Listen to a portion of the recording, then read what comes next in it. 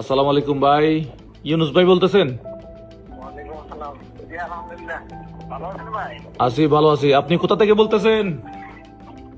আমার বাসা হলো ব্রাহ্মণবাড়িয়া, ভাই আমি থাকি নোয়াখালী।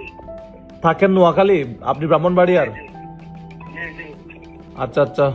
তো আমাদের প্রথম বিজয়ী মনে হয় ইন্ডিয়ান পড়ছে, আর সম্ভবত আপনি দ্বিতীয় বিজয়ী। তো আপনার সাথে আমাদের হয়তো বাইকটা আপনি হয়তো পাচ্ছেন। আসসালামু আলাইকুম সুপ্রিয় দর্শক।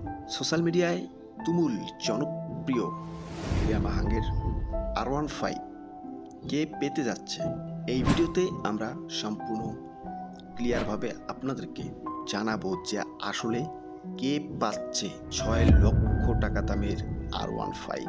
সর্বপ্রথম বলে রাখি, বিজয়ীদের মধ্যে 5 জনের নাম উঠে এসেছে। 1 নম্বরে আমানুল্লাহ হক গাজী, হয়তোবা তিনি ইন্ডিয়ান, যার কারণে তিনি যদি বাংলাদেশের নাগরিক না হন তাহলে তার নামটা বাদ করতে পারে।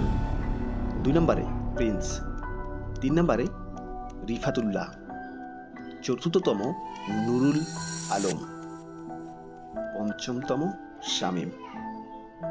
এই 5 জন বিজয়ীকে 24 ঘন্টার মধ্যে একটা কাজ দেওয়া হয়েছে, সেটা সম্পূর্ণভাবে করতে পারলে কে পাচ্ছে ইয়ামাহাগের R15।